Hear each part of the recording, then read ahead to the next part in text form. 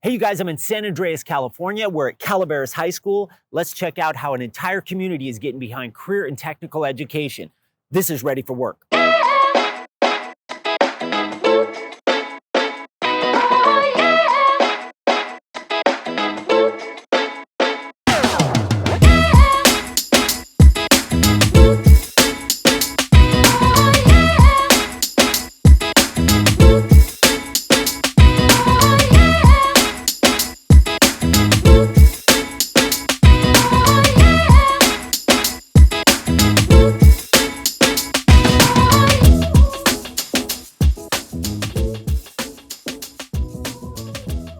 Welcome to Ready for Work. I'm here, as I said, Calaveras County. We're at Calaveras High School. I'm with Kevin Hesser. Kevin, I'm going to let you kind of tell us, your position here, right, what it is you do, and then I want to talk about your career and technical education program. So, great. I'm an ag teacher here at Calaveras High School and also the CTE director for the high school. So I teach a crop production class up at the farm. I teach a 3D design class, which is kind of an introduction into our engineering pathway. And then I also teach a culinary class as part of the crop production, and an outdoor rec and conservation class, which is our concentrator class for our forestry pathway. Another teacher, Noah Crossan, teaches our forestry class, which is a CCAP with Columbia College. I'm here. I've been at the high school for, I think, 8 years now. And prior to that, I taught at the middle school, and I actually taught elementary school before that. So kind of have seen the gambit, but been here and part of our career technical education program at Calaveras High School for the last 8 years. The career technical education program at Calaveras High School, we've got an ag program, which has ag welding, ag mechanics. So that's where the kids are getting their construction trades and things of that nature, and welding skills, et cetera. We've got an agri-science program, a pathway.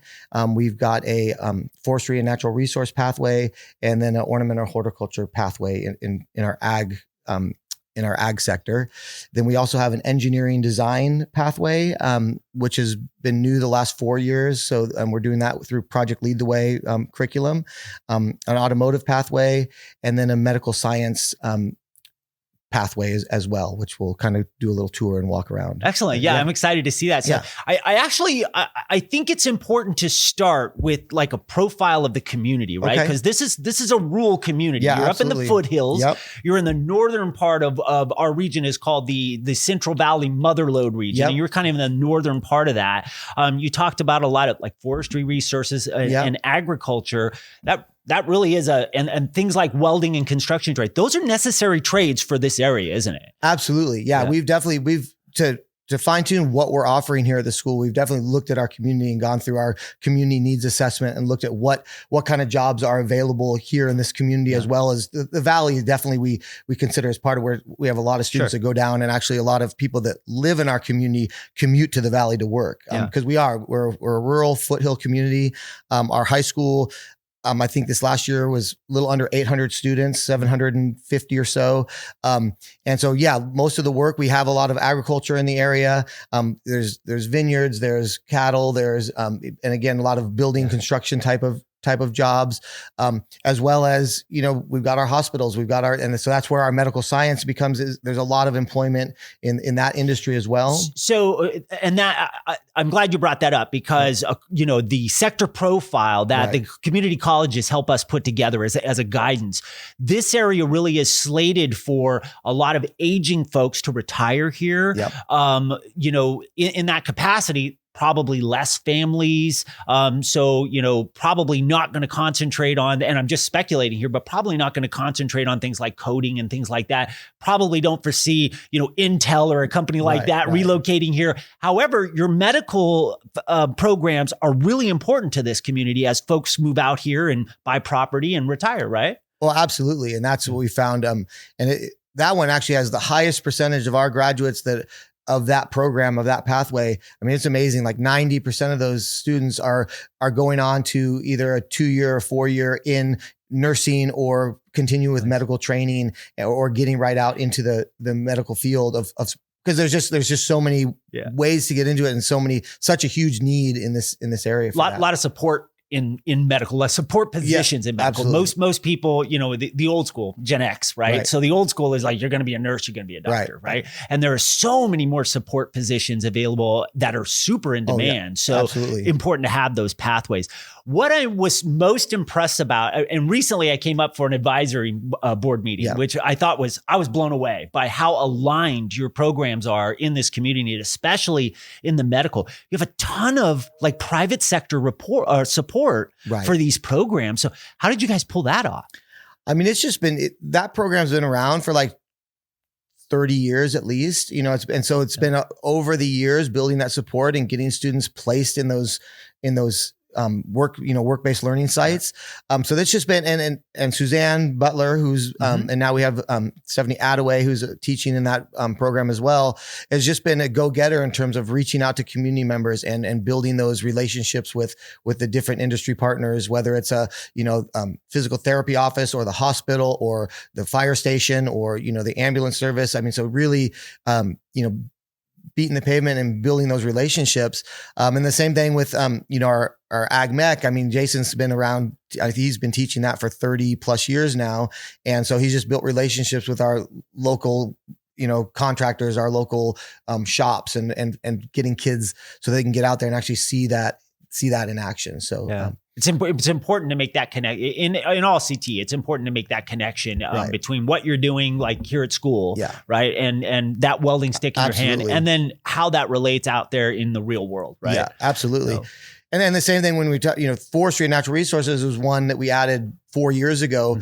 But again, that came off of like, what are the opportunities for our students in this area, and being rural and with all the national forests and the, Sierra Pacific Industries and the Forest Service and, our RCD and other folks that are, East Bay Mud, we've got folks that are managing land, lots of land, and whether it's as a water resource, as a, wood resource, whatever, forestry resources. There's just lots of opportunity for our students to manage those spaces here in our community. So. Fire management is a big deal. You're in the foothills, and that's big in the news. We hear it all the time. And it just, to me, it just makes sense. If you live here, the threat is real, right? Absolutely. So what better pathway than the students that live here in this community who understand the importance of that to get into a program like that? And that is your forestry management, your fire management. And there's a brand new program, because I spoke to Steve Amador at Columbia College yesterday, where I forgot what he called it, but it's like burn management. So they're training folks to go and kind of prescribe burns, do all the prescribed burning. Clear that undergrowth, which is a big push from the state of California in terms of that fire management and things we're seeing happen, when we have power outages, et cetera. So, and that's all aligned through Columbia College? Yeah. Well, so actually our forestry program, so the students that take our capstone forestry class, they're getting Columbia College credit for that as a CCAP course. So they're actually enrolled at Columbia College, taking the class here from NOAA, and they're getting that college credit. And then if they go on to Columbia or go on to anywhere for that matter, they can carry those units with them.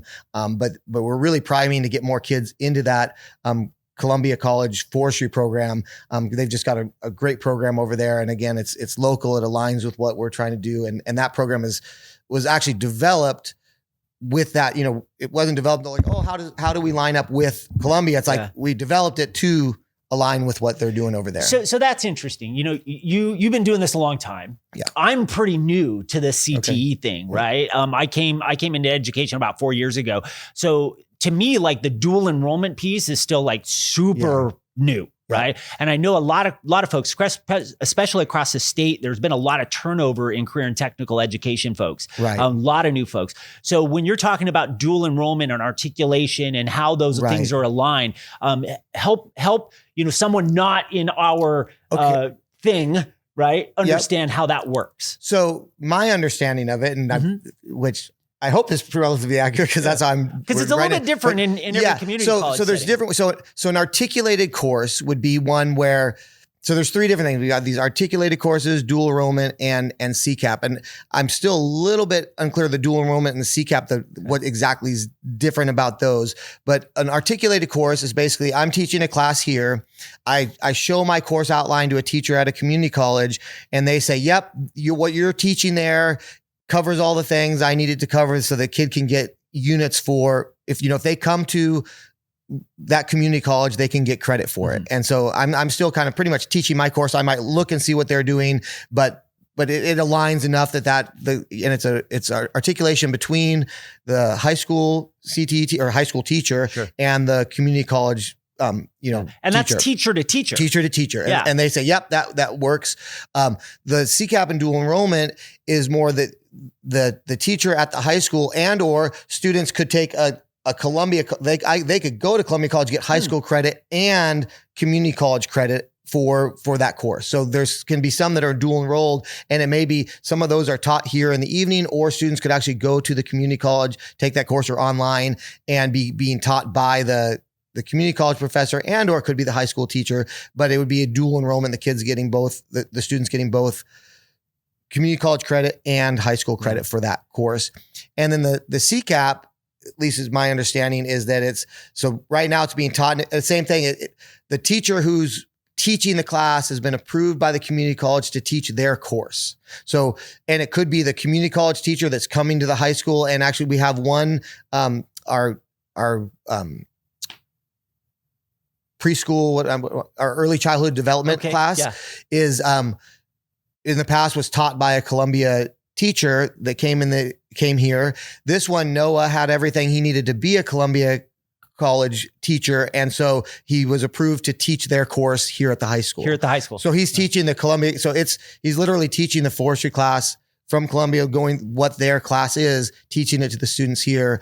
And as basically a Columbia College teacher teaching here at Calaveras High School. That's a great connection. But he's on our staff. So there's two ways they do that, right? We're utilizing a teacher on our staff, which usually works out best because getting somebody to come from the college, the timing and everything else can be a little bit tricky. So that's working out really well. And again, he's been a great fit for that, has a ton of experience. And so that's working out really well for us. That's actually a really great sort of explanation of how all of that works, especially for parents who happen to see this. And, and that's the big push. I mean, everybody, I think we all want high school kids to graduate high school with a marketable skill that's going to earn them a living. I think that's the goal. And I hear it all the time, whatever happened to, right? The shop class or automotive and those things. But while we still have those things and those skills are important, technology is taking over. And that's why it's important to align to like a community college, just so parents understand how that works. So, and I think the big thing with, just the nuts and bolts of whether it's articulated, dual enroll or CCAP is that you can be getting community college credits while you're still in high school. So for all three of those, again, they look a little bit different in the technicalities of it, but with all three of those situations, students can be earning college credits while in high school. Yeah, so there's value in that for sure. Absolutely. So, we're going to take a quick break. When we come back, I want to talk to you about sort of a ballot initiative you guys are spearheading, which I think is really cool because you're getting this entire community behind career and technical education. Absolutely. So stick around. We'll be right back.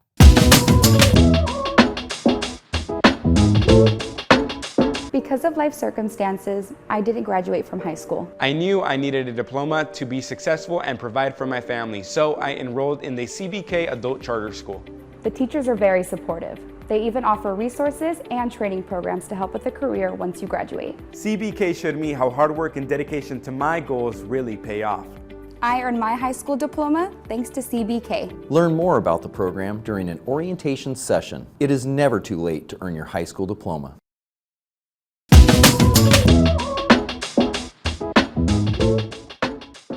All right, we're back at Calaveras High School. I'm with Kevin Hesser. Kevin, I want to talk to you about a bond initiative you have coming up. We know that in career and technical education, it sometimes is tough to keep up with the technology. It's tough to keep up with the demands of industry. Absolutely. We're trying to match those things and align those with how we're teaching because we want to teach relevant skills. And of course, in the last segment, we talked about really at the core, ultimately, our goal in career and technical education is to have seniors graduate programs with a marketable skill that they can earn a living. You guys are planning to do some really kind of cool major upgrades for your CTE facility. Tell me about what's happening there. Yeah, we're super excited, and we're in the process of getting this out to our community and talking about what this would mean for our students and the community as a whole. But yeah, we want to do some facility upgrades for both. So building a whole new CTE facility, which would house our ag mechanics shop, our welding shop. It would house our forestry and natural resource program. It would house the agri-science programs, and also house a CTE center. So like where students, we could have our career technical education and career counselors. So basically a career center where students could go meet with the counselors and have that space where we could go in and kids could learn about the career, the college, all those kinds of things that, what are the next steps for them.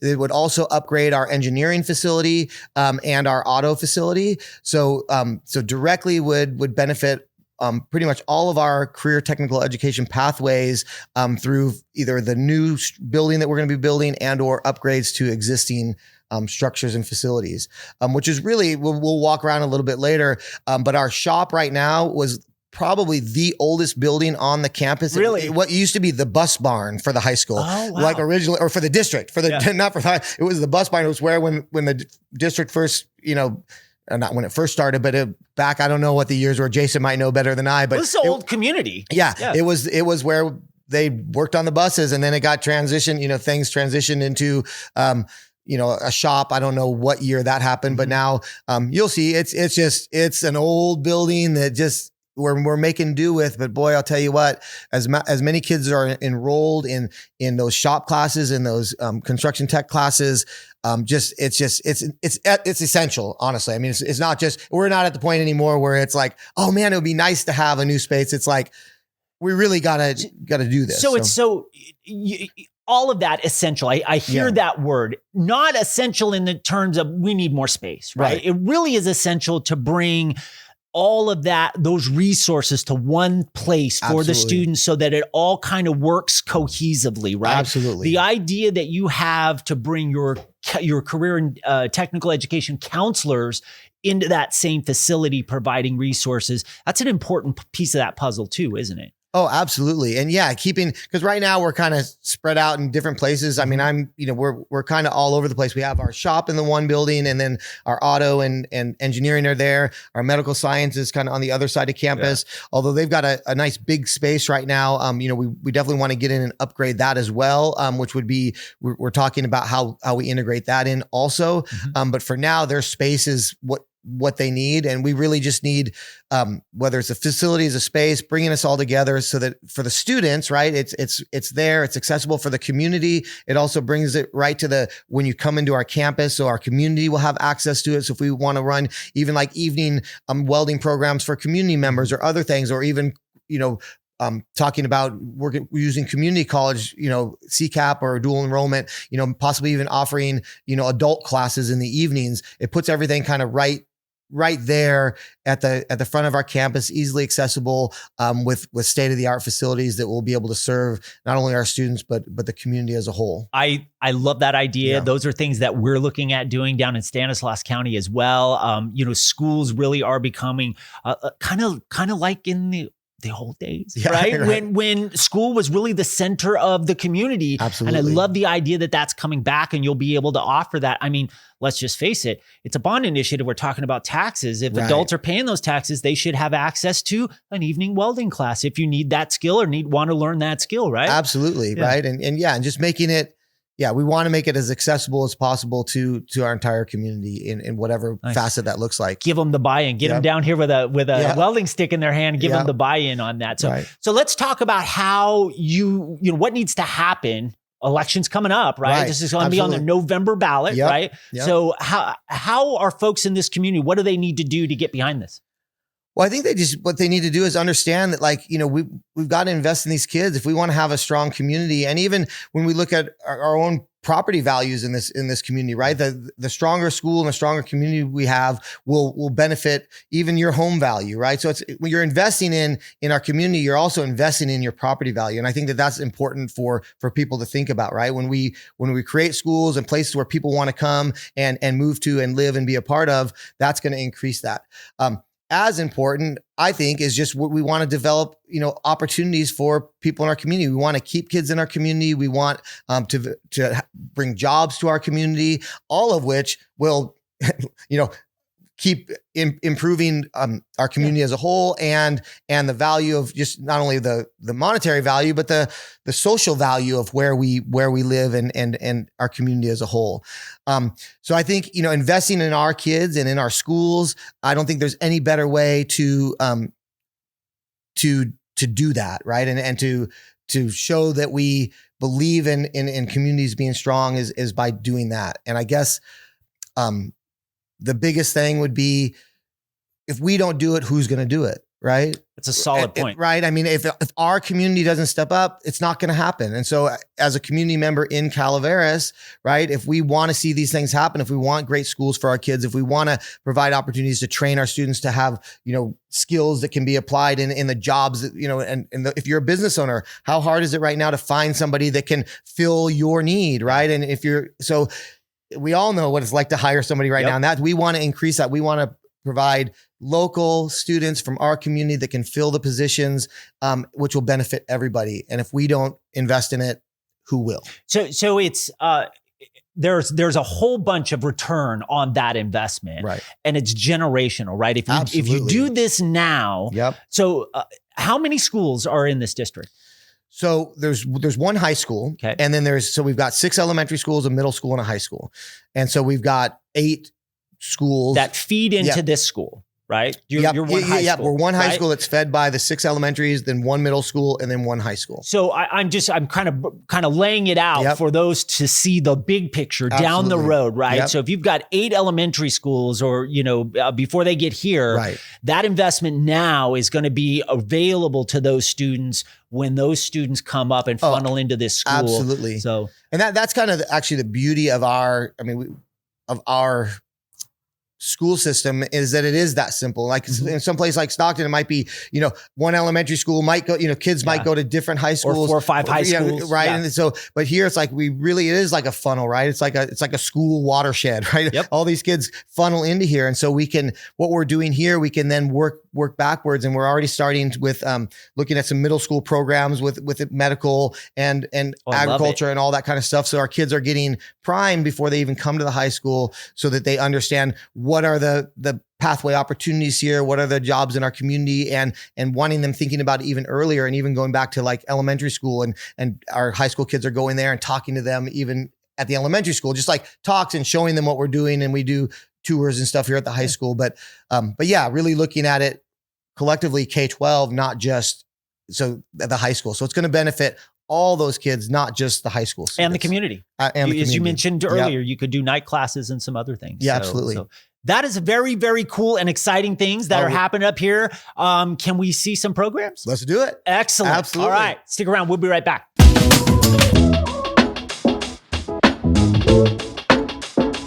StanCareerPath.com is a new website from the Stanislaus County Office of Education, designed to help students and parents, adult learners, and local businesses connect with career and technical education programs throughout the county. High school students and parents can use StanCareerPath.com to help with career pathway decisions in scheduling high school classes. Adult learners can use StanCareerPath.com to discover training programs available in Stanislaus County. Businesses can use StanCareerPath.com to connect with local high school programs and build partnerships in a variety of ways with educational agencies. StanCareerPath.com also allows for collaboration between educators in the same career fields. With resources like Join the Workforce, you can discover businesses in Stanislaus County that offer career opportunities for students and adults in 15 specific industry sectors. StanCareerPath.com is an excellent tool to collaborate as a county and work towards preparing our students for their careers. Check it out at StanCareerPath.com.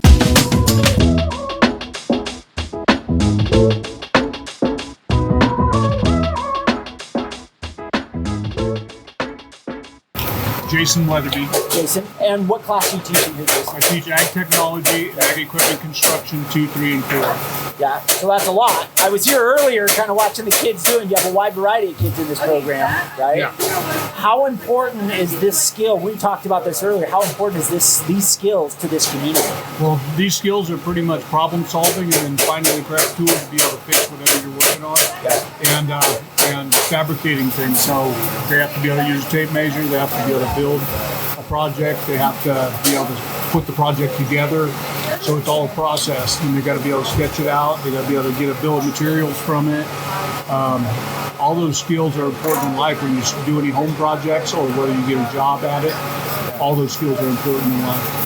When kids leave this program, are they moving on to like community college, and what are those courses like, or are they going directly into careers?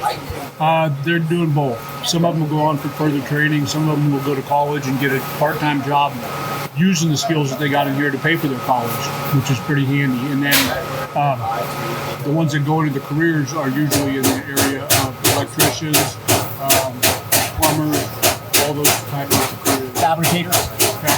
Some will fabricate. If they go into welding, they usually need some more training, some additional training. And then when you become a welder, if you're on a pipeline or something like that, you're a fitter for 5 years before you actually run any type of weld on it. So, and that's an apprenticeship model, right? Because you said it's 5 years, right? Right. Good. Do you have a pipe fitters union up here? They mostly go down in the valley. Down in the valley where I'm at, right? Yeah. Okay. Yep. All right. So tell me about the facility here. We talked a little bit about that, right? So it seems like I was going to hear filming a little bit earlier. It seems like we're a little bit busting at the seams here. Yeah, we've got 170 kids in the program in 6 classes. So what's that? That's almost 30 per class. And we've got 10 welding stations that are spread out throughout the whole place. We've got welders that are in rooms by themselves. So supervision sometimes is an issue. I've got an advanced area in the back where students will fabricate most of their projects. Nice. You want to show us around a little bit? Sure. Cool.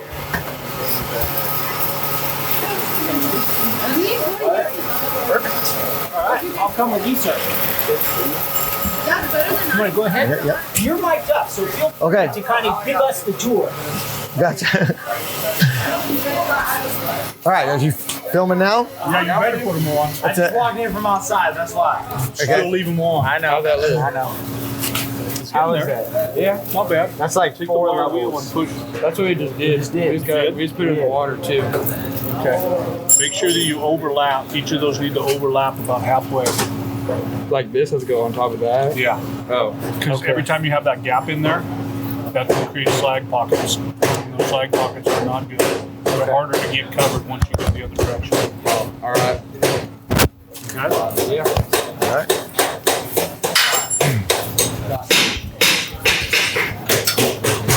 Yeah, so as Jason was talking about, right now the shop is kind of broken up into these smaller pieces, whereas we just talked about the bond and getting a new facility here would just be one big large shop, which would be obviously way easier to manage, way easier to put your equipment. It'll be designed specifically for the equipment that we have, and also new equipment that we want. Expanding the area. We've got 4. We have 4 really nice welding booths with some industry standard welders that are there. And hopefully we'll be able to expand the number of those we have in the stations that we have for kids to be able to use. We have 9 stations right now, and I'm hoping to be able to get a 10th one when we get the new building and be able to expand what they do. Cover for me a little bit more of what we just talked about in terms of pathway, just so I make sure I have that covered. I'll have you get this mic nice and close. Okay. So like I think earlier I asked you about like where kids go after this class. So yeah, we also have a unit on electrical work where they have these electrical boards that they do like residential wiring. So they have exposure to that and understand what the hot wires are and what the open wires are and the grounds and how the ground has to be there. We also have a small plumbing unit where they learn how to do PVC plumbing and copper pipe plumbing and soldering of copper pipe, those type of things. So those skills, those are jobs that they can get directly into after high school. They can get a job at 18 making $22 to $25 an hour and then go up from there as their skills develop. And those would be with like local contractors. We have 2 or 3 local contractors that do a lot. So Jason, if they're going on to a community college setting, like up here in Columbia, what courses would they take after acting? Yeah, I can work on it. They would be taking the welding program up there and become certified out of there, and then they have a good placement program for where those kids go from there. I know one student just got hired from Columbia at I don't remember the name.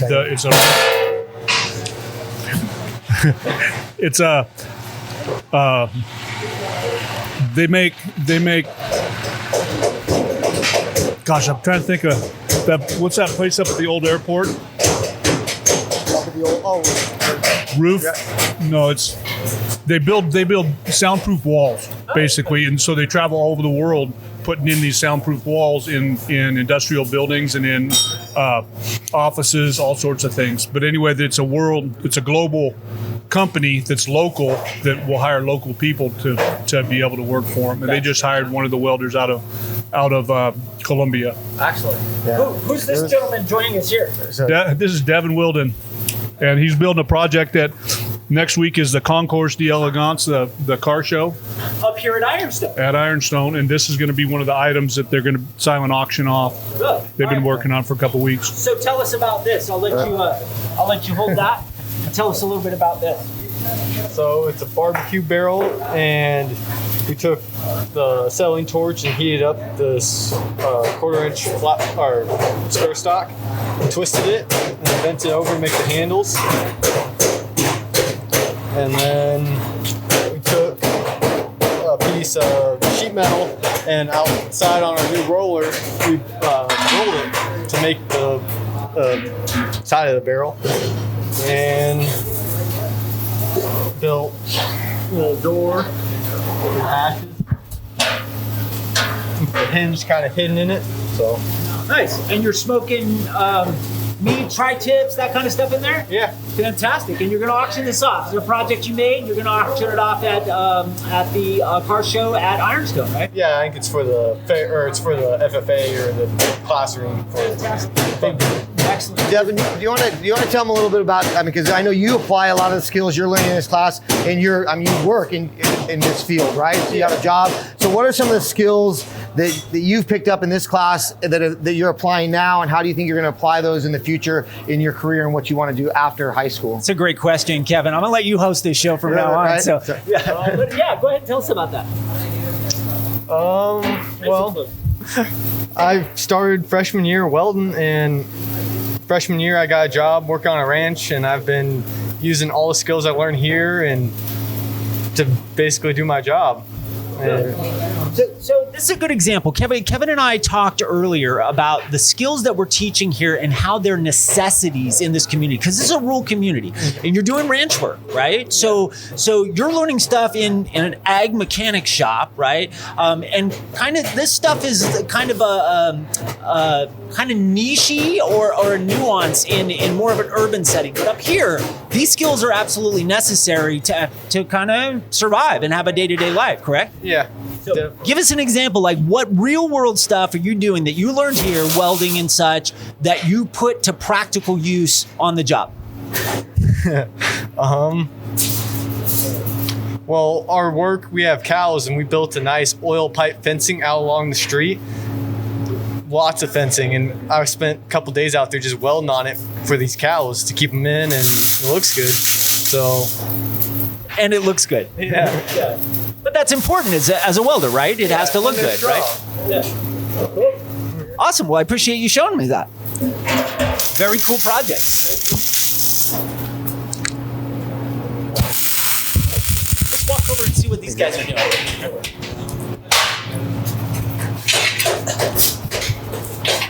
What's your name? Travis. Travis. What are you working on here, Travis? Making a table. Table. And these legs are from horseshoes? right? So this is kind of, it's not scrap material, right? You don't refer to it as scrap, right? No. All right, what's your design going to look like? These are going to be the legs, and then there'll be some rebar, and then wood on top. Nice. Excellent. And how long have you been doing this? 2 days. 2 days? What grade are you in? 11th. 11th, right? So are you planning to go through this whole track? What's your plan after this? How are you going to utilize these skills? I want to learn how to weld better after this. Yeah. You think you'll go into a career as welding? Yeah. Yeah. Where are you going to work? I don't know.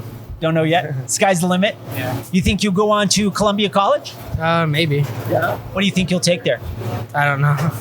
Okay. All right. Well, I appreciate you showing us. Very active in here, Jason. What's that? Very active in here. You got a lot of engaged students. So, is this the stuff they like the most? That you find that the hands-on students gravitate to this stuff? Yeah, they definitely do. Definitely. So, does this hands-on work help supplement? Because there's often sort of buckets of students, right? The ones that are more academically inclined, they get the numbers. Like I wasn't a math guy, right? I married a math teacher, so I don't ever have to do math anymore. But that stuff was hard for me, and the hands-on classes made school tolerable for a lot of students. You find that as well? Yeah, definitely. I have probably about 3/4 of my students are those type of students, and then we also get the academic students too that may want to go into engineering or fabrication or some higher education, and then come back and apply it in our community. Fantastic. So Jason just told us about engineering. Are we going to see that part of the program as well? You want to head over there now? Let's head over there. All right. Cool. Thank you very much, sir. It's great to meet you. Thanks. Great to meet you. Yeah. So this whole building, so right here, this is the building that's going to go away. And then, outside here, we can show you the design, but there's going to be a big outdoor area, covered area that's going to be about 60 by 20, just outdoor covered. And then the shop's going to be one big open shop, 70 feet long and then 50 feet back.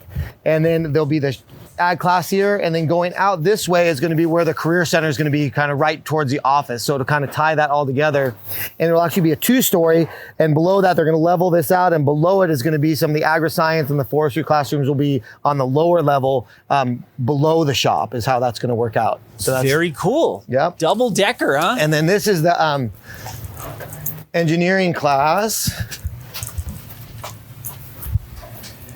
Perfect. And you're Ryan? Yes. Perfect. And what do you teach, Ryan? Automotive. Automotive? And engineering. And engineering. Yep. All right. Are you finding more and more students going into engineering as a field? Actually more in automotive at this point. Really? Yeah. Huh. I'm down in Stanislaus County. We have, pretty powerhouse manufacturing industry, and they all want maintenance mechanics, right? Yeah. And I run into kids all the time, and I'm trying to convince them, hey, come be a maintenance mechanic, right? And every one of them is like, no, I want to be an engineer. And so I have to tell them, be a mechanic first and you'll be a dynamite engineer. Yeah. It's tougher to do it in reverse because engineers don't build things. If you're an engineer first, you don't build things mechanics can work on typically, right? Right. Exactly. We're seeing that, speaking of automotive, we're seeing that in a lot of automobiles these days, right? Yeah. So how do you address that with your student? I do have students that do come to both automotive and engineering, and I do discuss a lot of engineering in automotive. And actually, exactly like you said, I show them the examples of this engineer here. You could tell who designed this was never worked on a car, and over here's someone that did work on a car. You could see the difference in just the way they're manufactured, the way they're put together, the way you could work on them. Nice. So yeah. Nice. And you have a CNC mill. Yes. Behind you. When did you? This looks pretty new. Yes, it is about a year old now. Yeah. Yeah. And so, what kind of projects are you doing on this piece of equipment? We're doing it with engineering, manufacturing processes, which is a third level of engineering. I haven't had any students come that far yet, so we are planning on running just basic parts, just little assemblies that we could make. We are trying to get a lathe in here as well. Okay. So we do have some students that are moving forward with the solid modeling and the CNC programming to work with this, but have not reached a point where I could get a student on a machine yet. Okay. So we're still growing, expanding, working our way through it. Engineering's been back 4 years now. This is the third year. Yeah, third year. So, and we just got this last year with strong workforce funds. So this was this was part of our strong workforce engineering proposal, was to get the CNC mill, and then with the lathe is what we're going to be adding to that this year. And again, that would be using the strong workforce funding for that as well. Fantastic, and a smart investment. Now, you said this is how did you put it? It's level 3 for your engineering? Yes, it's we start off with basic engineering, then we move into an advanced engineering, and then the manufacturing processes is our capstone. Yeah. So we do have the 3D printers. We have been running a lot of that, but it's an expensive piece of equipment, so it's going to take a more dedicated student to get on these. So your capstone class, is that aligned with Columbia or MJC? Yosemite College District, Yosemite Community College District, and I know they do a lot of manufacturing work down at MJC. Do they do that up here at Columbia? Manufacturing Columbia, not that I'm aware of. I do have automotive students that go to Columbia. We are currently aligned with MJC and Delta.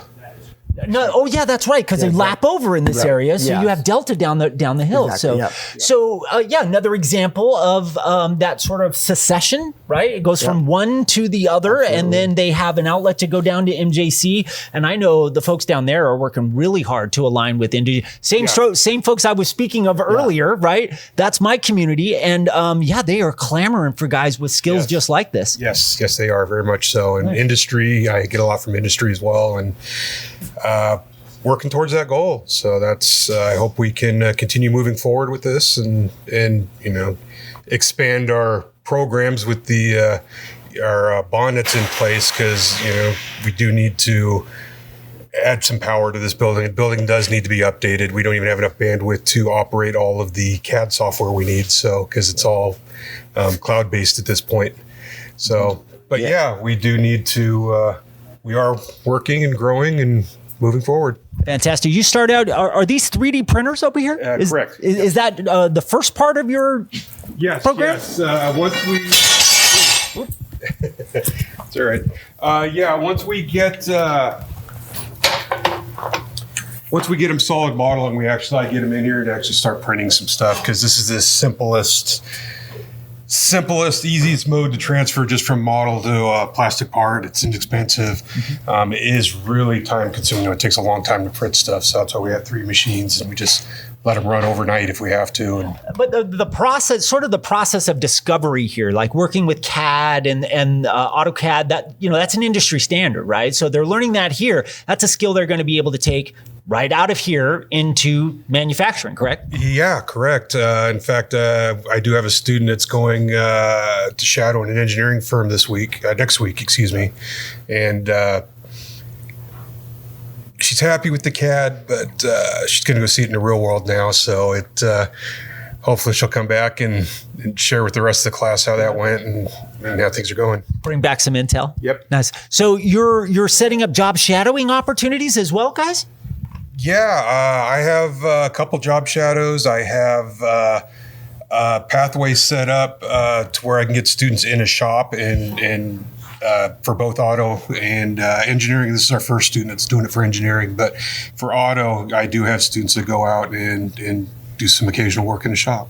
That is a fantastic asset. That's a big thing that we're continuing to try to help grow in all of our programs, because we feel like that work-based learning, getting them out there in the community, not only builds the relationships with our local industry partners, but gets those kids the firsthand real life access to those to what they're learning here and how it's used in the real world. So. Help them understand that connection, right? Yep. A lot of times we learn stuff and don't know what it's for until we're confronted with it. And it's super important to get that job shadowing, because that's the practicality. In some cases they're going to be like, maybe I don't like this career and maybe I want to be a welder. Yeah. You know what I mean? So it's good to do that as well. So you don't end up walking down a road that, an educational path that it ends up fruitless. Yeah. It is. And it really helps. And like I said, as for my automotive program, I don't just teach automotive repair. I teach there's a whole industry out there. So even from the design side to, repair to even racing. So it's, I do have students with a vast interest in what direction they want to go in. And I try to get them experience any way we can. And some have just switched from automotive to engineering because they work on a car and they can't fit their hands in to work on it in a certain area. And, hey, this could be designed better. And they'll recognize that and boom, They just want to do engineering. So let me ask you this. The auto industry is rapidly changing. Yes. Right? We live in the state of California. There's a big push for electric vehicles and things like that. Yes. Are you integrating that sort of technology into your training program here? Yeah. I do have 2 hybrids out in the shop, and I do have a full electric vehicle here that we won on a grant. I just during COVID, it got overshadowed by COVID, but we got a award from the Department of Energy for doing an electric vehicle program in high school. So yeah, we are staying with the times. We are moving forward, and progress keeps moving on. Well, that's super important, man. As it all changes. So yes, awesome. I appreciate your time. Thanks for showing us around. All right. Thanks, Ryan. Appreciate it. Yeah. So if we we'll head up to the farm here before he gets rid of those kids. They're done here in about 7 minutes. So we can go up and see Noah, see the farm. Cool. This is awesome, Kevin.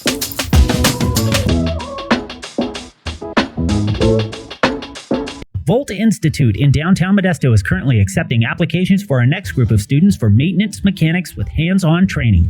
Jobs in the industrial maintenance field are expected to increase by 15% in Stanislaus County by 2024. Careers in this field are high-paying, in demand, and have career growth potential. Volt Institute is a nonprofit training center ran in partnership with Stanislaus County Office of Education and Opportunity Stanislaus. If you're looking for a better career, Volt can help. Get more information or enroll now at voltinstitute.com.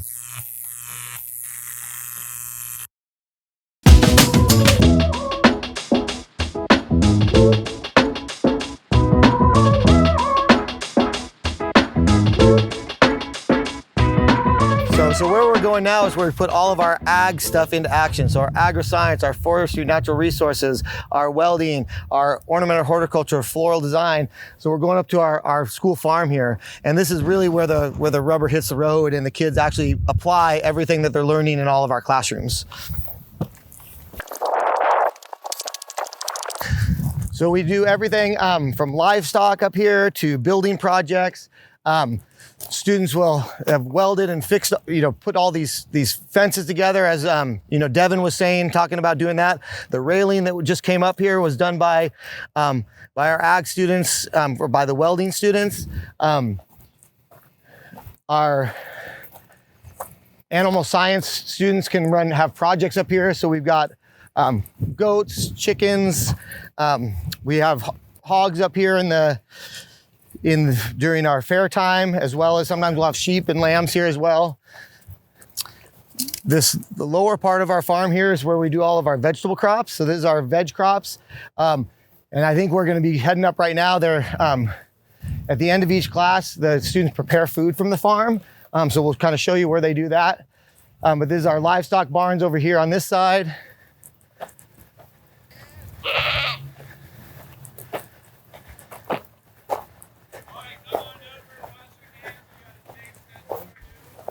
And what's happening right now is at the end of every class that I talked about, we taste some of the food that was grown on the farm. So the kids are going over and they're going to be trying some of the food. This is the end of class, so we're just kind of wrapping things up. But normally in the middle of class, and certainly if you're still around sixth period, you can come back up. I have a class up here as well. So if you want to see kids in action, we'll be planting things up and everything else. But kids are out and they have different tasks around the farm. So whether it's building something, or working in the nursery, or working on fencing, or taking care of the livestock. But really everything that needs to happen on a farm is happening in this class, which is really everything, right? Whether it's cooking or growing food, turning beds, building the necessary structures and or fencing and facilities that need to be done for a farm. Students kind of have their hands in a little bit of everything here. So, hey, Mr. Crossan. Hello. How are you doing? Do you remember Kevin from our last meeting? Yeah, how are you? Tell us who you are. I'm Noah Crossan, Agriculture and Forestry and Science teacher, Nice. Calaveras High School. What are we doing here? Today, we've been working on the farm doing different tasks, and today we harvested some basil and we made some pesto, and students made some pasta pesto with vegetables from the garden. Now we're serving it up. Fantastic. So no, we've been talking about like course alignments and articulations. How is this course aligned with your local community college, Columbia? That's our next class is a forestry, and so that's dual enrolled with Columbia College's Department of Forestry. So students get college credit for 2 semesters of college for taking the forestry course. And that's like a starter course, right? So that's their entry level. They're preparing here and then they're moving on, right? Yeah, it's an entry level course at Columbia College, and it's our capstone course for our forestry pathway. And the idea is that students get college credit regardless if they go to Columbia or another junior college. But then they also kind of get a foot in the door and they develop relationships with the junior college and so it's kind of a win-win situation. And so in that forestry class, what are they learning? So they learn about, right now we're learning about fire ecology.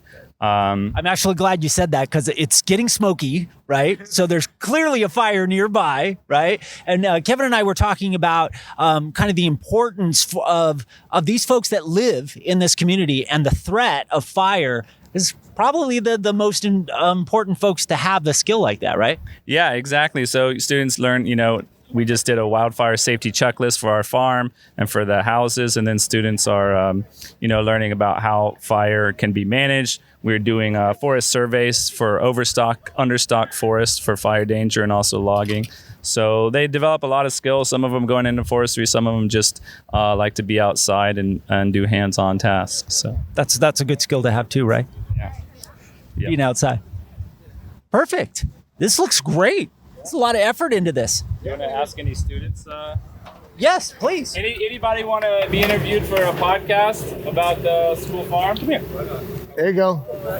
All right, there you go. Jay, come on up. Otherwise, you can head to lunch. Thank you. So tell me your name. My name is Jay Morrell. Okay, and what are you doing here in this class? Typically, my group especially works in the kitchen up here, but a lot of the times we also planted a full garden bed over there. Nice. And today I'm going to turn this down just a little bit, turn that one up. Okay. So tell me what happened here today. Here today we had fresh basil that was grown on farm, so my group went in and we made it into pesto on our own. Nice. Made that pesto all by yourself, and you guys are enjoying it today? Yep. Nice. So, and what's your name? Keith Lyles. What I usually do here is I usually work down there at the farm.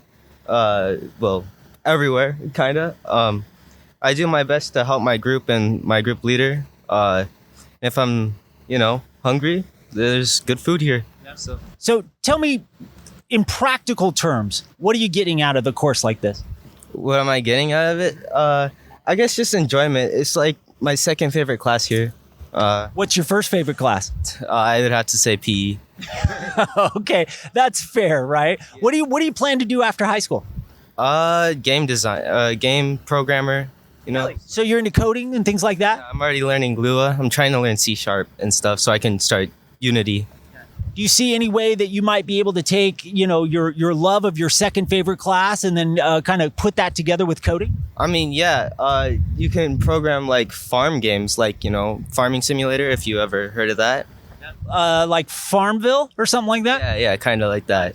Excellent. Well, that'd be a smart idea. Yeah. All right. Pleasure to meet you. Thank you. So yeah, this is our food prep area that we use up here. So we use it as for harvest and clean all our vegetables, and also where the students can prepare food for the students at the end of class. So this space has been here for a couple of years now. In addition to, this greenhouse was funded by CTE, and so this is about 3 years old now. We actually finished this right in the middle of the pandemic. And so this is where we're starting everything, and then we move it over to the high tunnel over here.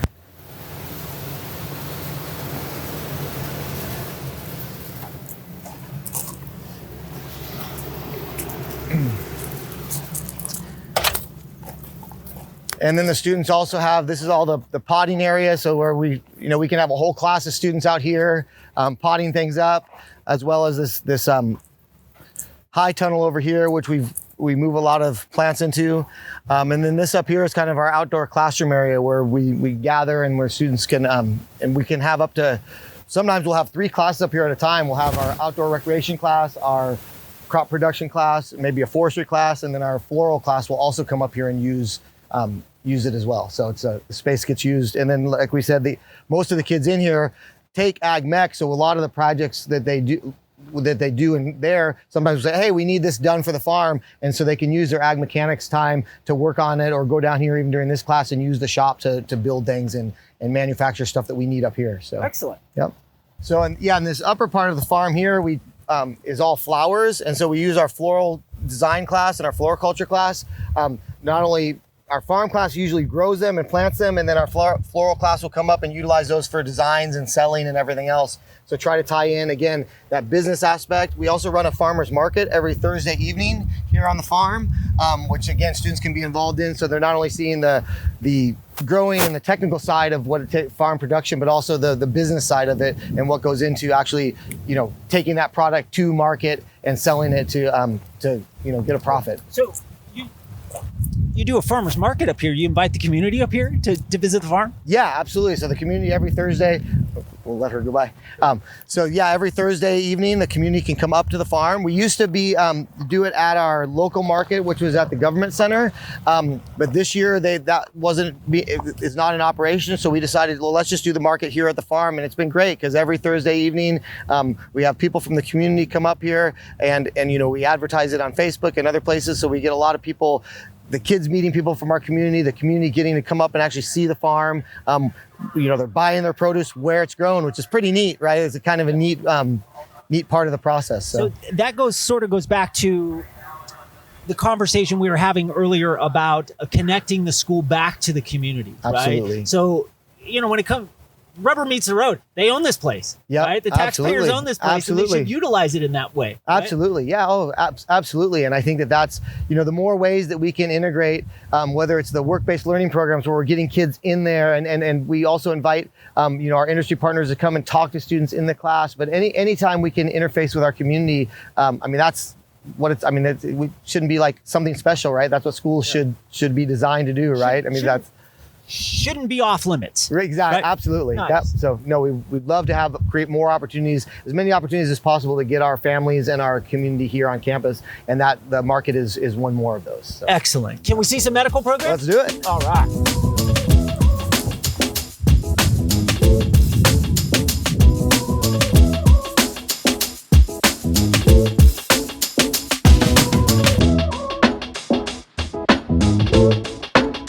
Ready for Work is made possible with help from our premier podcast sponsor, Bay Valley Tech Code Academy. Bay Valley Tech offers free and low-cost coding programs for students seeking life-changing careers in software development. Bay Valley Tech focuses on teaching in-demand web development skills. Unlike other coding and technical schools, Bay Valley Tech leverages a unique community-based training strategy. Professional instructors help students in the Central Valley learn how to use online programming languages to accelerate their careers. Locations in Modesto and Stockton, and a free code academy as an online program, Bay Valley Tech is a great place to learn how to code, but it is an even more amazing place to build connections necessary to land a paid software internship or web development job. Learn more about this fast-growing code academy at bayvalleytech.com.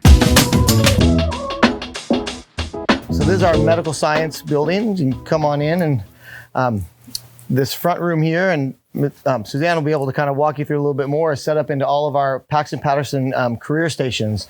So you can see them all set up, and here's our... Oh, great. Hi. How are you guys? Very good. So let's tell me who you are. Oh, right. You can hold that if you like. Really? I can. Oh, wow. I don't like microphones. But hey, all right. So my name is Suzanne Butler, and I am the medical science CTE teacher. I've been at Calaveras now for 6 years, and this is our lovely program out here. Okay. So tell me about your program here. Well, actually, let me call out Stephanie Attaway, who is the Paxton Patterson instructor for that. So come on over, Stephanie. Yes, here you go. And a microphone. Hello, I'm Stephanie Attaway. I'm a CTE instructor here at Calaveras High. The room that you are standing in is our Paxton Patterson program. It is our Health Foundations class. It is 17 different stations in the medical field where the kids get hands-on activities as well as online instruction and research. So they get to decide if they truly want to be in the medical field. So exploratory first as they go through each of the stations, And then what if they decide they want to be in the medical field? What happens after that? Then they can enter into my medical terminology class, my EMR, which is emergency medical responder, or my intro to EMT class. Excellent. So, Suzanne, I want to bring you back in here. Kevin and I already talked about, let me just get me on audio here. Kevin and I already talked about, I came up for an advisory board meeting. I was super impressed, especially with the medical programs and how aligned you are with the community, right? We all know that our goal is, align with community colleges and create that pathway. But you guys have done a lot of legwork to build alliances over the years for really programs that are super important to your community. And the reason for that is because the demographics show your population is going to be aging. They're going to be more retired folks, and those folks require more medical attention, right? So tell me how you pulled that off. So, well, before I came here, our program has been around for quite a few years, and they had a great relationship with Mark Twain Medical Center already. In the last 6 years, we have built a better relationship with Mark Twain with extra funding from them and other sources to provide new equipment. We have added approximately 3 new sites just at Mark Twain Medical Center. Mark Twain, the healthcare district has also jumped on board.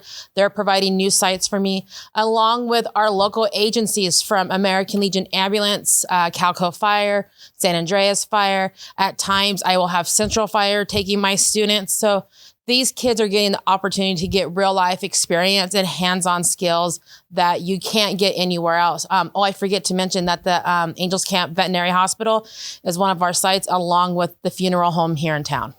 So that's actually an interesting piece as well, right? So you cover so much there, and you guys have been able to sort of leverage private corporate funding to fund some of these programs. You're getting some really cool sort of exploratory stuff that combines technology. Tell us about that. I don't want to give it away, so tell me about that. Okay, so we managed to purchase an ambulance simulator, which is a life-size ambulance, realistic. Our students have the opportunity to actually be in there, learn their skills with actually not having an instructor involved. We're actually watching from the outside. So they're actually doing it without us even being inside. So that's a really cool thing to see. Is that this piece of equipment? Yes, the piece of equipment outside. Can you show it to us? You want to grab the keys? So. Nice. Yeah. She's getting the keys. This is exciting. So tell us about how each of the stations work. There's 17 stations here. And then, so where would a student start? Or do they just come in and they started one and go to the others? That's her. So the way Paxton Patterson works is I give them a partner. Everybody's assigned to a station. And then they have 10 to 14 days worth of work to do at each station. And then once we complete it, they rotate. They go to the next station. So they actually have an opportunity to hit each one of these stations throughout the year. Fantastic. Yeah. Excellent. Show us the ambulance simulator. Come on.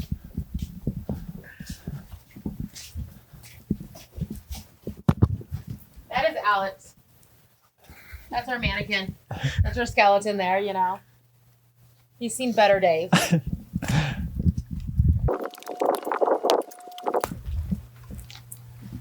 All right. I'm going to give that back to you. Tell us about what's going on here.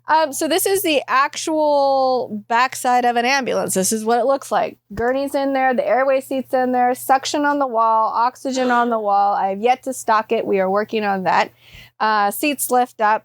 This is the actual working structure of what they would be on if they were in an ambulance setting, EMT, paramedic, that type of thing. So I can actually put them inside this ambulance. I've got 4 cameras, 1 in each corner, and I can monitor them from the outside, run them through a scenario where they actually have to use the skills we're learning in class and do patient assessment and provide care in the back of this ambulance. The fun thing about it is we can hook it up to the compressor.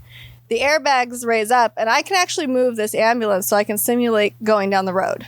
So that's just about as real world as you can get without driving an ambulance, right? Yeah, real world and contained and a learning environment where this isn't offered in actual EMT school. This is something that, because of Calaveras and then the community, like we were able to purchase with the funds coming in. EMT school itself outside at the colleges don't have this. So this is, I just want to kind of describe this because both audio and video, this is a dual axle trailer that you would tow. So that mobility, do you take this to career fairs and things like that? So we've actually taken this down to Jenny Lynn Elementary. They do a fine arts day, and the kids actually got to see the ambulance, go get set up inside of it. We actually did backboard a few kids. So because of that time that we did spend, we're actually going to be doing a not a fine arts day, but like a fine arts medical day. So the kids are going to learn about hands-only CPR, maybe some stop the bleeding type of things. How do you call 911? How do you get help? So we are trying to bring this all down to the elementary level and working on programs for the middle school program. So I'm going to turn up Kevin's microphone. So again, Kevin, this is one of those things that we discussed about that funnel and that and connecting with kids that are much younger than the high school demographic that we all work with. Absolutely. And that, that's exactly the goal of all these programs. Since we are in we talked about just the 6 elementary schools, the middle school and the high schools, we can go out and we can do the outreach, get these kids understanding and interested in these programs from that young age. And I mean, how cool is this, right? You show up with an ambulance, kids get to walk through, right, and start thinking about it. And then when they get to the middle school, we've been talking about starting a program there next year, medical, just kind of introductory stuff where kids can... Actually, my goal for next year is to provide a Paxton Patterson program that will have an introduction to all of our pathways here at Calaveras High School. So as an 8th grader, they'll get to experience a little bit of everything and then have a better idea of where they want to go in high school. So they'll have a better direction, which will lead to, if the kids want to be more into, you can say blue collar or like the ag, the welding, they already have a better idea that freshman year coming in. If they want to pursue medical, we're developing a whole new pathway and adding more classes for next year. So these kids coming in the next couple of years are going to have a better direction, and hopefully we'll be able to keep those kids here locally and have that training, and they get to go out. And kind of the goal of that, Kevin, is just because, we want the kids to, by the time they get to high school, at least kind of have something in their mind about what they want to do. And again, minds can change, but I think at this point they have no idea. And so they might start a pathway like, oh, I'm not interested in engineering. I'm going to try this. But we really want to get them thinking about it at a younger age so that when they do get here, we have a higher retention rate in each of our pathways so that they know they already have an interest in that, and they're more likely to complete that pathway and then be better equipped for whether that's going on to, post-secondary education and or straight into the workforce. We feel like if they're coming with a better idea, and again, that starts in elementary school, getting them thinking, and so that's kind of the overall goal. I agree. As maybe I'm pointing out the obvious here, but to invest in a piece of equipment like this as training, right? Mm-hmm. Y'all live in a rural community, right? Yes. I don't imagine you have an overabundance of ambulances available that you could say, hey, come to our high school, park here for, a couple of hours, right? Because that, if a call happens, they got to cut, they got to go, right? Okay. So this really allows a lot of flexibility for you guys in order to train, but it doesn't tie up the community resources, right? That's correct. So fantastic idea. I love this. This is cool. Dude, I don't imagine you put Mr. Hesser in there and then drive him around, right? Simulation. Only simulation. Perfect. Well done, you guys. This is really fantastic. Again, Kevin, I'm super impressed with the way that you guys have aligned your programs. You have an abundance of stuff going on for your kids. And man, the future just looks so bright for you guys. Well, we have an incredible staff here. I think that's, that's 9/10 of the battle, right? Having the right people to do that. And we've got some really experienced, neat people at this high school that are really committed to their pathways, committed to the community. And that's what's made all the difference. And, if with this bond coming up, we're looking at expanding what we can offer kids and giving them the best opportunity. And this community's already been so committed to these, and we feel confident that they're going to see the value in what we're doing here and continue to support this so that we can continue to support the community. Awesome. This has been a really fun episode of Ready for Work for me to make. I'm going to give you the last pitch on the bond because it's important, right? Elections coming up.